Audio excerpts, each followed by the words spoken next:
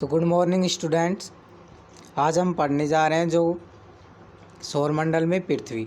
ठीक है, कल जो पढ़ा था उसे एक बार 2 मिनट के लिए रिवाइज कर लेते हैं। उसके बाद में जो नेक्स्ट टॉपिक आएगा उसको क्या पढ़ेंगे। ठीक है, तो कल हमने देखा था सौरमंडल। ठीक है, कि सौरमंडल किसे कहते हैं। तो हमने देखा था कि सौरमंडल किन किन से मिलकर बना हुआ होता है। सूर्य, ठीक है, जो हमारे पास में 8 ग्रह हैं उनसे, उपग्रह, खगोलीय पिंड, क्षुद्र ग्रह से मिलकर सौरमंडल का निर्माण होता है। ठीक है, उसमें देखा था कि सौरमंडल में सबसे प्रमुख कौन होता है? सूर्य। क्यों? क्योंकि सूर्य से ही हमें क्या मिलते हैं? प्रकाश और ऊष्मा प्राप्त होती है। ठीक है, जो सूर्य है वो क्या है? अत्यधिक गैसों, ठीक है, और क्या है? गैसों से मिलकर बना हुआ है और क्या है? अधिक गर्म है। ठीक है, उसके बाद में हमने देखा था कि सूर्य है वो पृथ्वी से, ठीक है, पृथ्वी से लगभग कितना दूर है? 15 किलोमीटर दूर है। इसी कारण से हम क्या है? इसके जो अत्यधिक ऊष्मा को क्या है? महसूस नहीं कर पाते। ठीक है, उसके बाद में हमने देखा था ग्रह। ठीक है, कि हमारे पास में कितने ग्रह हैं? 8 ग्रह हैं। पहले कौन सा था? बुध ग्रह। ठीक है, उसके बाद में शुक्र, फिर हम जिस अर्थ पर क्या करते हैं, जिस ग्रह पर हम रहते हैं, पृथ्वी। ठीक है, उसके बाद में मंगल, बृहस्पति, ठीक है, शनि, यूरेनस, ठीक है, और उसके बाद में नेपच्यून। ठीक है, अब देखते हैं नेक्स्ट। उसके बाद में हमने क्या किया था? उसके बाद में क्या था? पृथ्वी। ठीक है, कि पृथ्वी सूर्य से दूरी के हिसाब के अनुसार कौन से नंबर पर है? 3rd नंबर पर है। ठीक है, 3rd नंबर पर। कौन से नंबर पर? 3rd नंबर पर। ठीक है, उसके बाद में आकार में पृथ्वी कौन से नंबर पर है? 5वें नंबर पर। ठीक है, आकार में 5वें नंबर पर है। ठीक है, उसके बाद में सूर्य से दूरी के हिसाब पर कौन से नंबर पर है?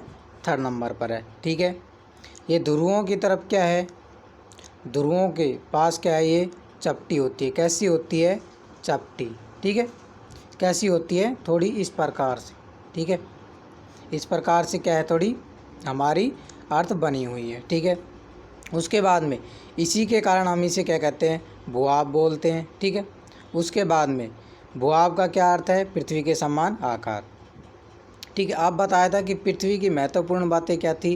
कि केवल पृथ्वी ही ऐसा ग्रह है जिस पर क्या है? जीवन संभव है। क्योंकि जीवन के लिए जो अनुकूल परिस्थितियां होनी चाहिए वो केवल केवल किस ग्रह पर उपस्थित हैं? पृथ्वी पर। ठीक है, जैसे जीवन के लिए क्या क्या चाहिए हमें? पानी, वायु उपस्थित होना चाहिए। ठीक है, उसके बाद में ऑक्सीजन उपस्थित होना चाहिए। तो ये सभी जो तत्व हैं ये कहाँ पर उपस्थित हैं? केवल केवल पृथ्वी पर ही उपस्थित हैं। तो इसी कारण पृथ्वी को क्या है? अद्भुत ग्रह भी बोला जाता है। क्यों? क्योंकि यहीं पर, इसी ग्रह पर क्या है? केवल जो जीवन संभव है। उसके बाद में हमने देखा था कि आप अर्थ से देखोगे, ठीक है, तो हमारी जो पृथ्वी है, ठीक है, पृथ्वी को नीला ग्रह भी बोला जाता है। क्यों? क्यों बोला जाता है नीला ग्रह? क्योंकि जब जो इसका अधिकतर जो पार्ट है, ठीक है, वो क्या है? वाटर से घिरा हुआ है, पानी से घिरा हुआ है। इसी कारण से इसे हम क्या बोलते हैं? नीला ग्रह भी बोलते हैं। उसके बाद में हमने आप जो कल अभ्यास प्रश्न के लिए करने के लिए आपको दिए थे, सौरमंडल से आप क्या समझते हैं, तो मैंने अभी बता दिया है आपको। ठीक है, उसके बाद में सूर्य से उनकी दूरी के अनुसार सभी ग्रह के नाम लिखो। ठीक है, तो अभी बताए थे कौन कौन से। सबसे पहले कौन सा आएगा? बुध आएगा। ठीक है, उसके बाद में शुक्र, फिर पृथ्वी, मंगल। ठीक है, उसके बाद में क्या आएगा? बृहस्पति आ गया। ठीक है, उसके बाद में शनि, यूरेनस और नेपच्यून।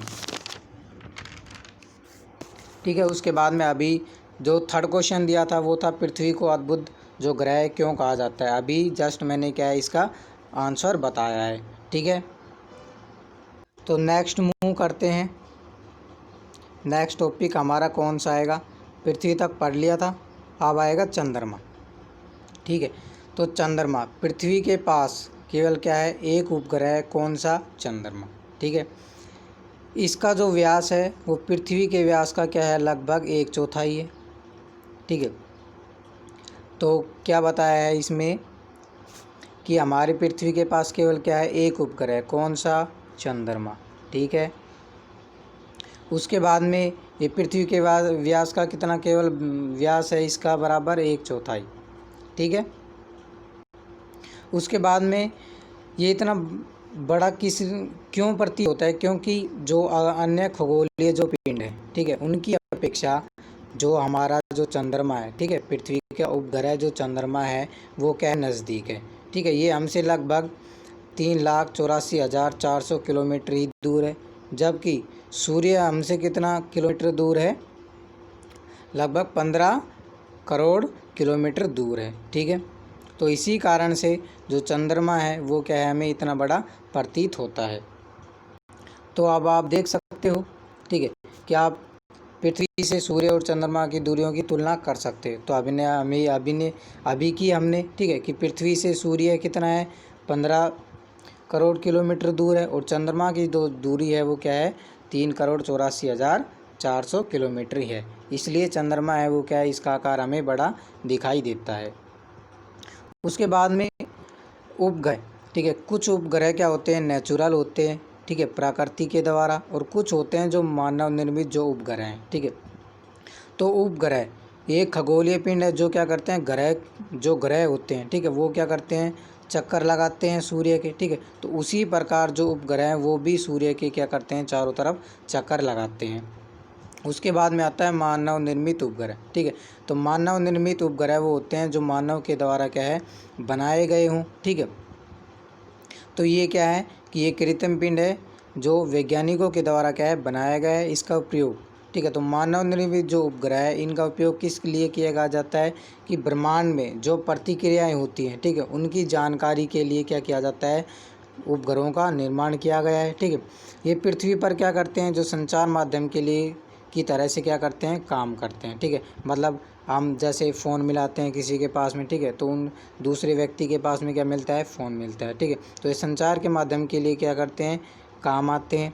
उसके बाद में ये किसके द्वारा भेजे जाते हैं, तो ये रॉकेट के द्वारा में भेजे जाते हैं, और पृथ्वी की कक्षा में क्या करते हैं, स्थापित कर दिए जाते हैं।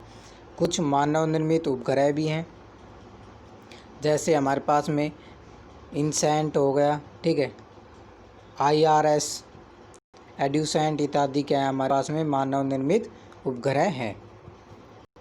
उसके बाद में आता है जो हमने चंद्रमा रह गया था। ठीक है, तो चंद्रमा है वो पृथ्वी का लगभग एक चक्कर, ठीक है, मान लो ये क्या है, पृथ्वी है हमारे पास में। ठीक है, ठीक है, उसके बाद में मान लो इसमें क्या है, चंद्रमा। ठीक है,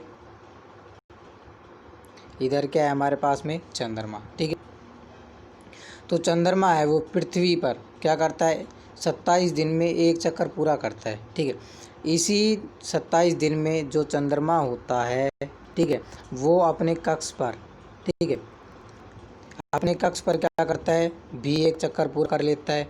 ठीक है, तो इसी कारण से हमें केवल चंद्रमा का केवल एक भाग ही क्या पड़ता है, दिखाई पड़ता है। ठीक है, चंद्रमा एक तो क्या करता है, अपने एक्स पर घूमता है, एक्सिस पर, ठीक है, मतलब अपने अक्ष पर एक चक्कर पूरा करता है।